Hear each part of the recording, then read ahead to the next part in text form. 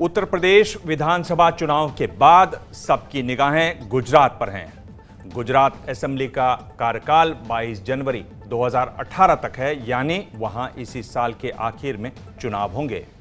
पिछले 15 साल में गुजरात में पहला चुनाव होगा जब नरेंद्र मोदी मुख्यमंत्री नहीं होंगे। 2014 में मोदी के प्रधानमंत्री बनने के बाद से गुजरात में बीजेपी के 2 मुख्यमंत्री बन चुके हैं। माना जा रहा है कि इस दौरान पाटीदार आरक्षण आंदोलन ने बीजेपी की मुश्किल बढ़ा दी है। ऐसे में मोदी के गुजरात दौरे को आने वाले चुनाव के लिए महत्वपूर्ण माना जा रहा है। आना तय हुआ तो जिन जिन परिवारों से मेरा बड़ा निकट नाता रहा है, अब तो वो खर्वपति हो गए हैं। कभी उनकी मां के हाथ से बाजरे की रोटी खाई है, कभी खिचड़ी खाई है।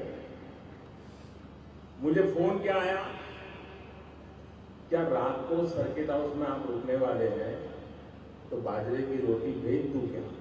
उनको याद था, सुबह सुबह भेज दी।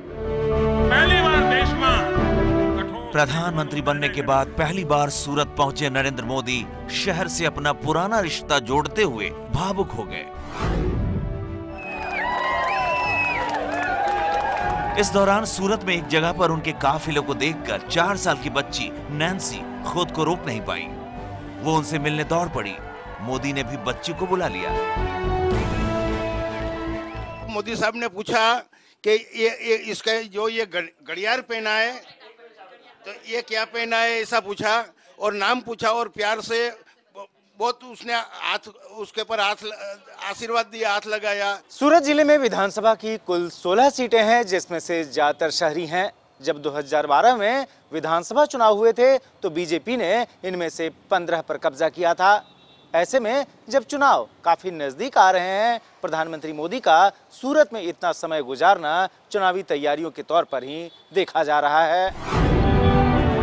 सूरत में उतरते ही करीब 11 किलोमीटर लंबे रोड शो से मोदी ने एक खास सियासी समीकरण को साधने की शुरुआत कर दी थी। गुजरात में पटेल पाटीदारों की तादाद करीब 20% है। सूरत पटेल समुदाय का गढ़ माना जाता है। बीते 2 साल में पटेलों के आरक्षण की मांग को लेकर हार्दिक पटेल ने जो आंदोलन किया, उसके निशाने पर बीजेपी ही थी। माना जा रहा है कि इसीलिए मोदी ने अपने रोड शो के लिए सूरत का चुनाव किया। मोदी के लिए ये वक्त है कि एंटी इनकम्बेंसी को उसकी करिश्मा में किस तरह बदलना।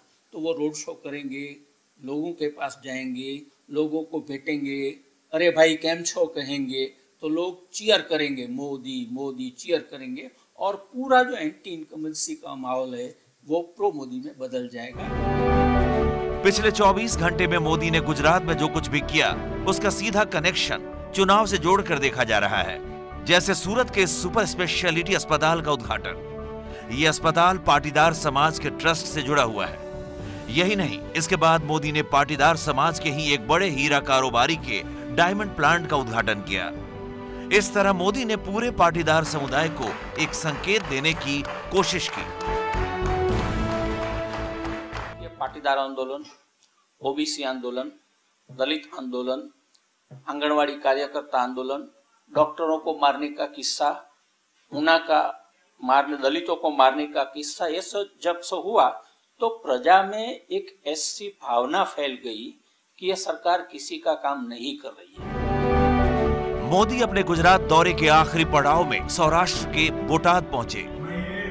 ये ओबीसी में आने वाले कोली समुदाय के प्रभुत्व वाला इलाका है। पाटीदार आंदोलन का असर यहां भी था।